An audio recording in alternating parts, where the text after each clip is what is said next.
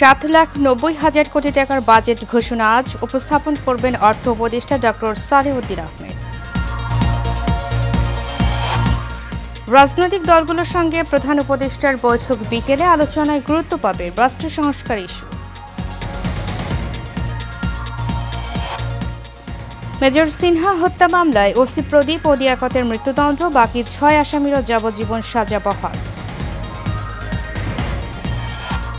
এবং ঈদযাত্রায় প্রস্তুত দৌলতদিয়া পাটুরিয়া ফেরিঘাট, চলবে 17 ফেরি ও 20 লঞ্চ, 6 দিন বন্ধ পণ্যবাহী ট্রাক পারাপার।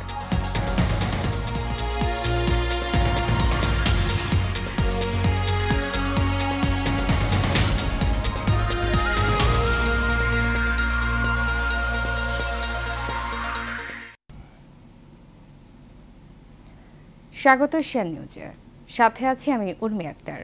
এতক্ষণ শুনছিলেন বিআরবি কেবল ইনফোসিস লিমিটেড সংবাদ শিরোনাম। এবার চলে যাব পুরো খবরে।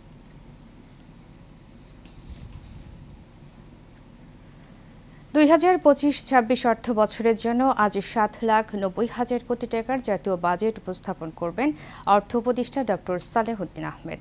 এতে নতুন কর্মসংস্থান সৃষ্টি, মুদ্রাস্ফীতি হ্রাস, ব্যবসা বাণিজ্যের সহজীকরণ এবং আর্থিক শৃঙ্খলার পাশাপাশি অর্থনৈতিক স্থিতিশীলতা পুনরুদ্ধারের মতো গুরুত্বপূর্ণ বিষয়গুলো তুলে ধরা হবে। এটি হবে দেশের 54তম বাজেট এবং অধ্যাপক ডক্টর মোহাম্মদ ইউনূসের নেতৃত্বাধীন অন্তর্বর্তী সরকারের প্রথম বাজেট। ছাত্র জনতার গণ অভ্যুত্থানে শেখ হাসিনার সরকার ক্ষমতাচ্যুত হওয়ার পর নোবেল বিজয়ী অধ্যাপক ডক্টর মোহাম্মদ ইউনূসের নেতৃত্বে অন্তর্বর্তী সরকার যখন ক্রমবর্ধমান চাপের মধ্যেও অর্থনীতিকে স্থিতিশীলতার দিকে পরিচালিত করছে এবং 2025-26 অর্থ বছরে জাতীয় বাজেট ঘোষণা করা হচ্ছে। অর্থ উপদেষ্টা ডক্টর সালেহউদ্দিন আহমেদ বাংলাদেশ টেলিভিশন ও বাংলাদেশ বেতারে বিকেল 3টায় পূর্ব ধারণকৃত বাজেট বক্তৃতা পেশ করবেন।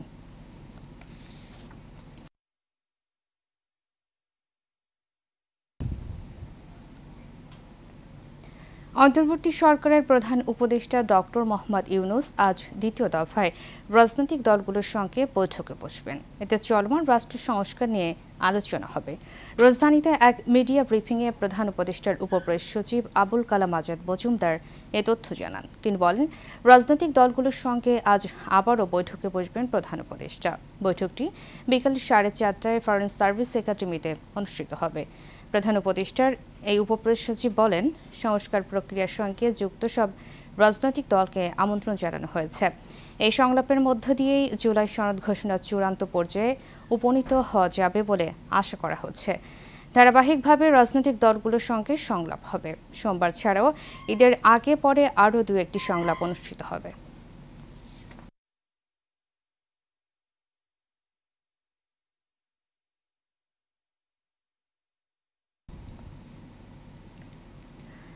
সেনাবাহিনীর অবসরপ্রাপ্ত মেজর সিনহা মোহাম্মদ রাশেদ খান হত্যা মামলায় ওসি প্রদীপ কুমার দাস ও এসআই লিয়াকত আলীর মৃত্যুদণ্ড বহাল রেখেছেন হাইকোর্ট।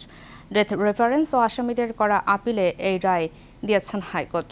এর আগে বিচারপতি মোহাম্মদ মুস্তাফিজুর রহমান ও বিচারপতি মোহাম্মদ সগির হোসেনের সমন্বয়ে গঠিত হাইকোর্ট বেঞ্চ গত বৃহস্পতিবার রায়ের জন্য আজকের দিন ধার্য করেন। সেদিন আদালতের রাষ্ট্রপক্ষে শুনানি করেন attorney general Mohammad Asaduzzaman, deputy attorney general Humayun Kabir Manju ও শামীমা দীপ্তি। অন্যদিকে আসামি পক্ষে শুনানিতে ছিলেন জ্যেষ্ঠ আইনজীবী এস.এম. শাহজাহান। শুনানিতে অ্যাটর্নি জেনারেল মোহাম্মদ আসাদুজ্জামান বলেন, মেজর সিনহা হত্যা মামলাটি একটি আলোচিত মামলা। তিনি ওসি প্রদীপ ও লিয়াকতের ফাঁসি সহ বিচারিক আদালতের পুরো রায় বহালের আবেদন করেন।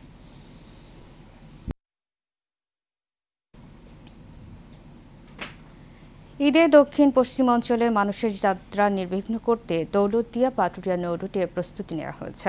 যাত্রী ও যানবাহন পারাপারের প্রস্তুত করা হয়েছে 17টি ফেরি ও 20টি লঞ্চ। এছাড়া ঈদের আগে ও পরে 3 দিন পণ্যবাহী ট্রাক পারাপারও বন্ধ থাকবে। প্রতিনিধি এস.এম. রাসেল কবিরের পাঠানো তথ্য ছবিতে বিস্তারিত জানাচ্ছেন আনোয়ার রাজ।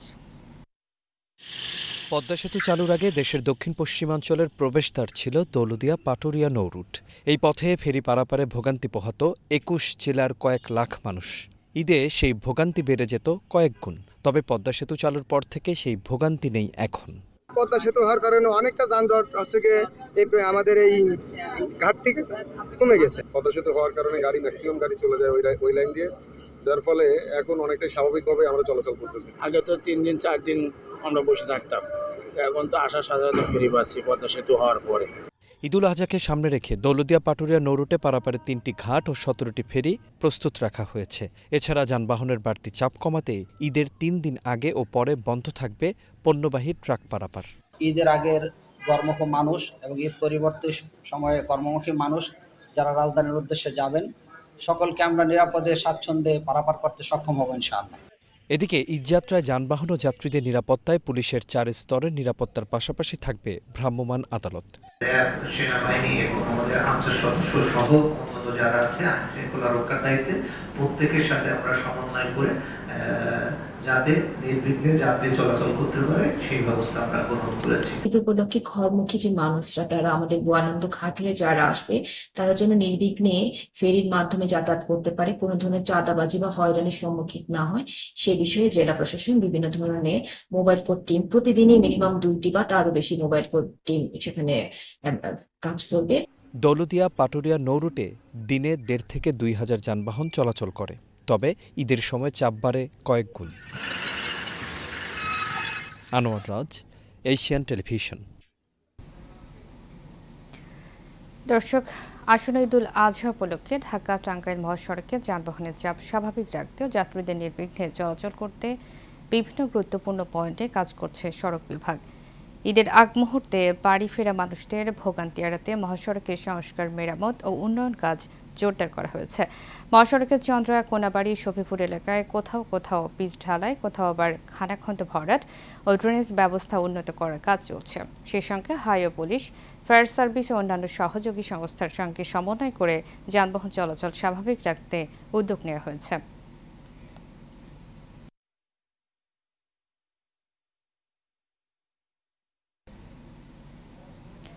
দর্শকের বিষয়ে আরও খবর জানাতে কালিয়াকোট থেকে সরাসরি যুক্ত হচ্ছেন আমাদের সহকর্মী দেওয়ান সামান উদ্দিন।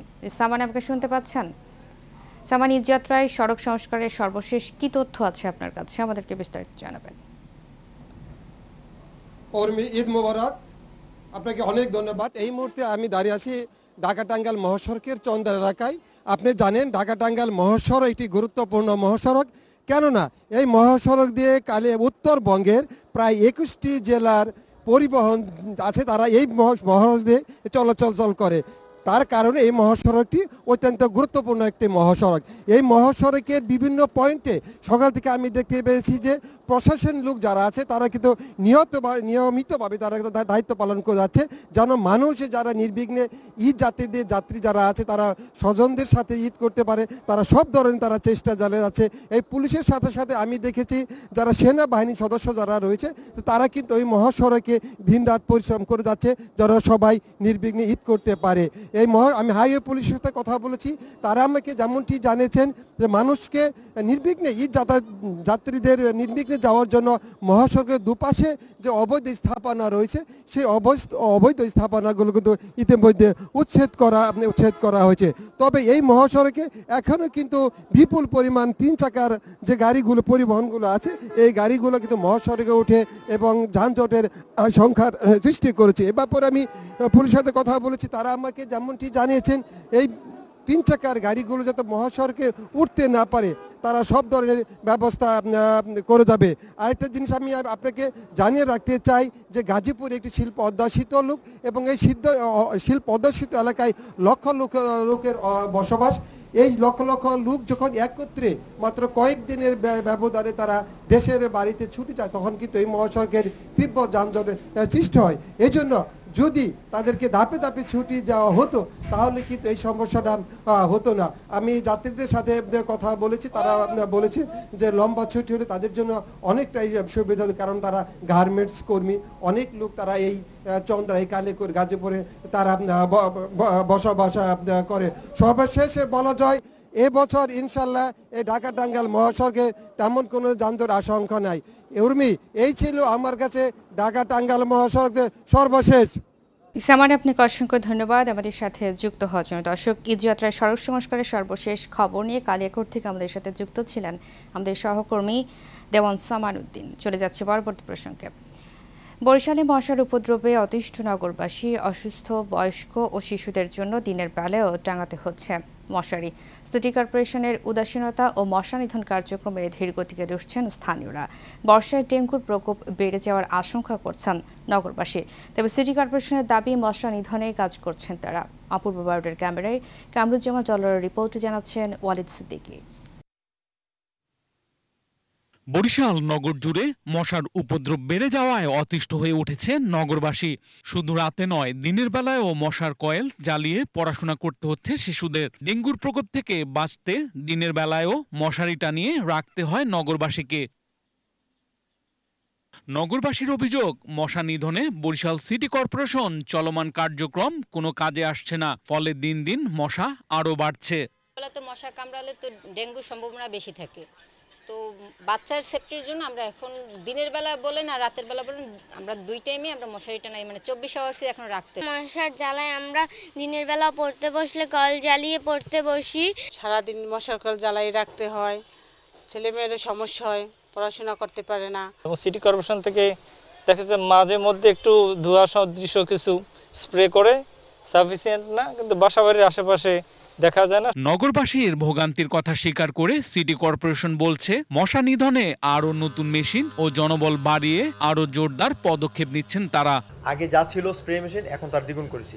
উদ্দেশ্য হলো লার্ভিসাইড স্প্রে দিয়ে আমরা লার্ভিসাইড স্প্রে করি, আর ফগার মেশিন দিয়ে অ্যাডাল্টিসাইড ফগ করি। তো এটার মাধ্যমে আমরা কমাতে চাচ্ছিলাম জনসংখ্যা বাড়িয়ে, কেমিক্যালস বাড়িয়ে, যন্ত্র বাড়িয়ে। নগরীতে প্রায় 5 লক্ষাধিক মানুষ বসবাস করে, কিন্তু 30 ওয়ার্ডের এই সিটিতে মশা নিয়ন্ত্রণে কাজ করে মাত্র 46 কর্মচারী। আধুনিক সরঞ্জাম বলতে সিটি কর্পোরেশনে রয়েছে 18টি ফগার মেশিন আর 60টি hand spray. Walid Siddiqui, Asian television.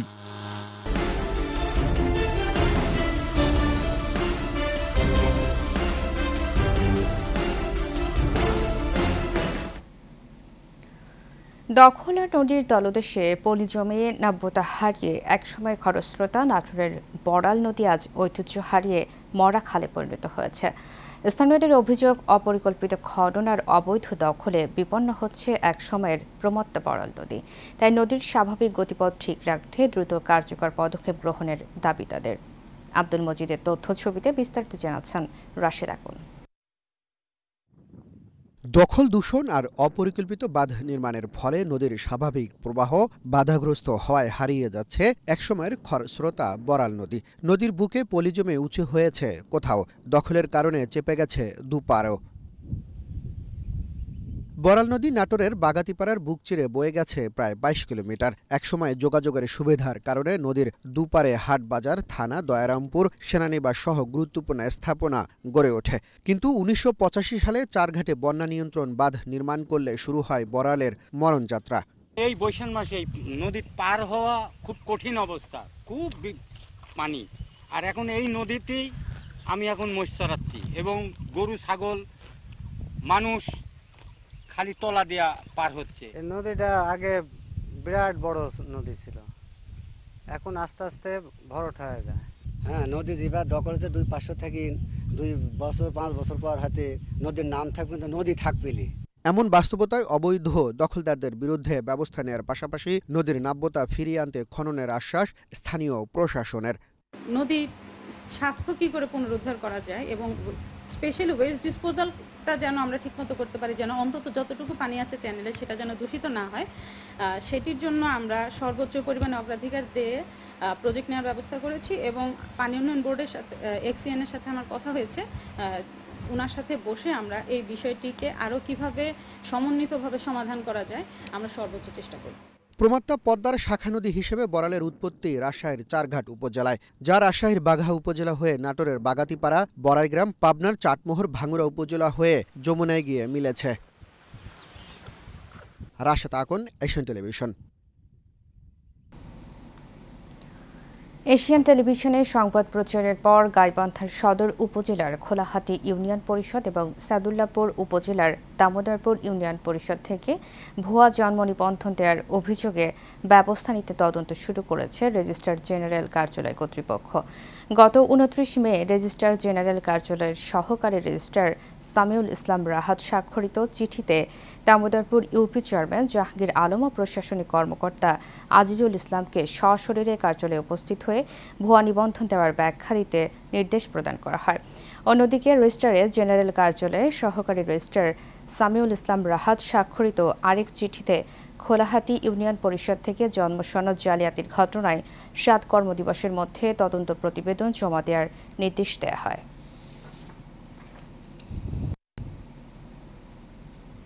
গাজীপুরের শ্রীপুরে সাবেক যুবদল নেতা SM পলাশ চঞ্চলের ব্যবস্থাপনা এবং শাহজাহান চঞ্চল ফাউন্ডেশনের উদ্যোগে শহীদ প্রেসিডেন্ট জিয়াউর রহমানের 44তম শাহাদাত বার্ষিক উপলক্ষে দোয়া মিলাদ ও খাবার বিতরণ করা হয়েছে। শ্রীপুর পৌরসভার 2 নম্বর CNB বাজারে এর আয়োজন করা হয়। এ সময় উপস্থিত ছিলেন 7 নম্বর ওয়ার্ড বিএনপির সাধারণ সম্পাদক আশরাফ আলী নিজাম, 9 নম্বর ওয়ার্ড বিএনপির সাধারণ সম্পাদক নওস মিয়া প্রধান, পৌর শ্রমিক দলের সাধারণ সম্পাদক এনামুল হক খোকন, ওয়ার্ড বিএনপির সিনিয়র সহ সভাপতি মোজাম্মেল হক রতন, জেলা ছাত্র দলের সাবেক যুগ্ম সম্পাদক ওয়াসিম আকরাম, সাবেক যুগ্ম সম্পাদক খন্দকার সাখাওয়াত হোসেন সহ অনেকে। শহীদ প্রেসিডেন্ট জিয়াউর রহমানের 44তম শাহাদাত বার্ষিক উপলক্ষে ব্রাহ্মণবাড়িয়ার বাঞ্ছারামপুর উপজেলার বিভিন্ন ইউনিয়নে খাবার বিতরণ আলোচনা সভা হয়েছে। অনুষ্ঠানে প্রধান অতিথি ছিলেন কৃষিবিদ মেহেদি হাসান পলাশ, বিশেষ অতিথি ছিলেন উপজেলা বিএনপির সহ সভাপতি মোহাম্মদ জাহাঙ্গীর আলম, উপজেলা বিএনপির সাংগঠনিক সম্পাদক SSZ শুকুর সেলিম, উপজেলা যুবদলের আহ্বায়ক হারুনুর রশিদ আকাশ ও উপজেলা কৃষক দলের আহ্বায়ক ওয়াসি উদ্দিন মেহেদি সহ অনেকে। অনুষ্ঠানে শহীদ প্রেসিডেন্ট জিয়াউর রহমানের জীবনী, স্বাধীনতা যুদ্ধে তার অবদান এবং গণতন্ত্র প্রতিষ্ঠায় ভূমিকা নিয়ে আলোচনা করা হয়।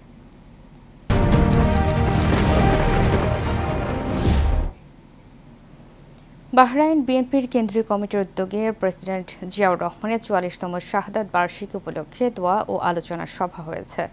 বাহরাইন ইন্টারন্যাশনাল হোটেল ব্যাংকুয়েট হল রুমে কোরআন তেলাওয়াতের মধ্য দিয়ে শুরু হয় দোয়া অনুষ্ঠান। বাহরাইন বিএনপির সভাপতি ফয়সাল মাহমুদ চৌধুরীর সভাপতিত্বে ও সাধারণ সম্পাদক আলাউদ্দিন আহমেদের সঞ্চালনায় প্রধান অতিথি হিসেবে উপস্থিত ছিলেন বাহরাইন বিএনপির সিনিয়র সহ সভাপতি আকবর হোসেন কোচি। শেষ করব এশিয়া নিউজ, তার আগে বিআরবি কেবল ইন্ডাস্ট্রিজ লিমিটেড সংবাদ শিরোনামগুলো জানাবো আরও একবার।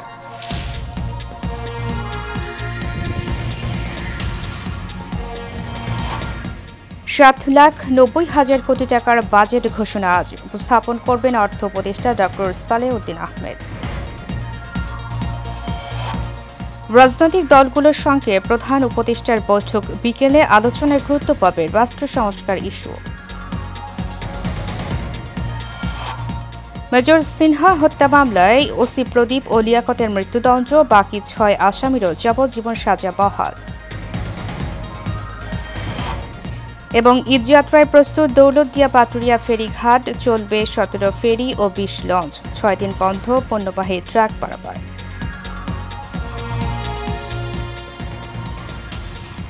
এশিয়া নিউজ এ পর্যন্তই। পরবর্তী সংবাদ দেখার আমন্ত্রণ জানিয়ে শেষ করছি। ধন্যবাদ সবাইকে।